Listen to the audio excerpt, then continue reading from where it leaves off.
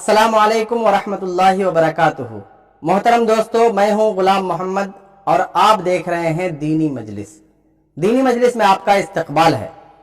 कुर्बानी के चमड़े के ताल्लुक से लोगों में ये कंफ्यूजन रहता है कि हम क्या करें, किसको दें, या इसका मसरफ क्या है कुरान और हदीस की रोशनी में समझ में नहीं आता है। तो आज हम जानते हैं कि कुर्बानी का जो चमड़ा होता है उस चमड़े को हम कहां कहां दे सकते हैं, किस किस मसरफ में इस्तेमाल कर सकते हैं।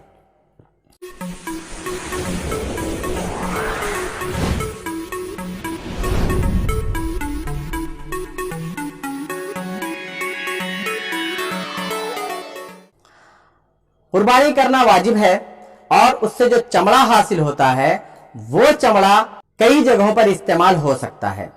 नंबर एक, आदमी खुद अपनी जरूरत में इस्तेमाल कर ले, लेकिन अपनी जरूरत में इस्तेमाल करने के लिए जरूरी है कि उस चमड़े का वो जानमाज बना ले, उस चमड़े का वो मशकीज़ा या जो भी चीज बना सकता हो, जो मुनासिब सी चीज बना सकता हो, उस चमड़े से वो बना करके अपने इस्तेमाल में ला सकता है। बेच करके उसका पैसा अपने इस्तेमाल में नहीं ला सकता है।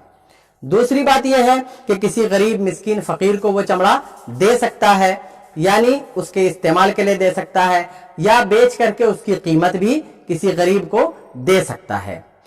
तीसरी, किसी मस्जिद में, किसी मदरसे में दे सकता है।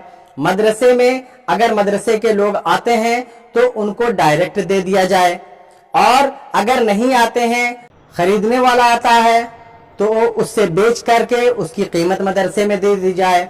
और अगर मस्जिद की तरफ से कोई शख्स चमड़ा वसूल करने के लिए आता है तो उसको दिया जा सकता है, और अगर मस्जिद की तरफ से कोई नहीं आता है तो उसको बेच करके उसकी कीमत मस्जिद में दी जा सकती है। अब यहाँ पर कंफ्यूजन ये है कि देवबंदी जमात के लोग ये कहते हैं कि मस्जिद में चमड़ा नहीं दिया जा सकता, क्योंकि चमड़ा जो है ये ज़कात की तरह है। जिस तरह ज़कात की रकम मस्जिद में नहीं दी जा सकती, उसी तरह चमड़ा को मस्जिद में नहीं दिया जा सकता। तो मैं कहता हूँ कि चमड़े को ज़कात की तरह समझना ही एक गलत सोच, गलत फिक्र है। हरगिज चमड़ा ज़कात की तरह नहीं है, क्योंकि अगर चमड़ा ज़कात की तरह है तो फिर कुर्बानी भी ज़कात की तरह ही है, और कुर्बानी किया हुआ गोश्त वो ज़कात की तरह ही है। और अगर ऐसा है तो अब आप खुद सोचिए कि एक इंसान ज़कात निकालता है तो वो ज़कात की रकम किसी गरीब मिस्कीन फकीर को देगा और वो अपने इस्तेमाल में उसको नहीं ला सकता है। इसी तरह से किसी फकीर को ही दे सकता है, अपने अमीर रिश्तेदारों को नहीं दे सकता है। लेकिन कुर्बानी के गोश्त के बारे में अल्लाह के रसूल सल्लल्लाहु ताला अलैहि वसल्लम ने इरशाद फरमाया है कि उसके 3 हिस्से किए जाएं। एक हिस्सा यतीम मिस्कीन गरीब फकीर नादार जिन पर कुर्बानी वाजिब नहीं है उन लोगों को दिया जाए। एक हिस्से में से अपने अजीजों रिश्तेदारों को, दोस्तों को दिया जाए, और तीसरा हिस्सा जो बचता है वो खुद इस्तेमाल किया जाए। अगर कुर्बानी ज़कात की तरह होती, उसका गोश्त और उसका चमड़ा ये सब ज़कात की तरह अगर होते, तो एक इंसान जिस तरह अपनी ज़कात इस्तेमाल नहीं कर सकता, एक इंसान जिस तरह अपनी ज़कात की रकम किसी अमीर दोस्त को या अमीर रिश्तेदार को नहीं दे सकता है, एक इंसान जिस तरह ज़कात की रकम खुद इस्तेमाल नहीं कर सकता है, उसी तरह कुर्बानी के गोश्त को भी ना खुद इस्तेमाल कर सकता, ना अपने रिश्तेदारों को, ना अपने दोस्तों को जो अमीर हैं उनको दे सकता। मगर ऐसा नहीं है।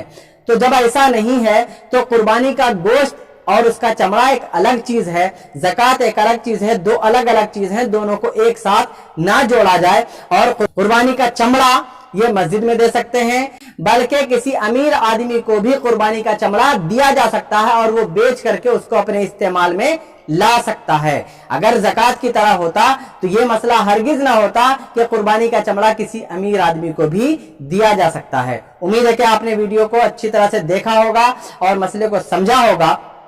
अच्छा लगा हो तो एक लाइक जरूर करें, नए हो तो चैनल को सब्सक्राइब कर लें। इस तरह के वीडियोस मैं हमेशा डालता रहता हूं और इंशाअल्लाह इससे अच्छे अच्छे वीडियोस डालता रहूंगा।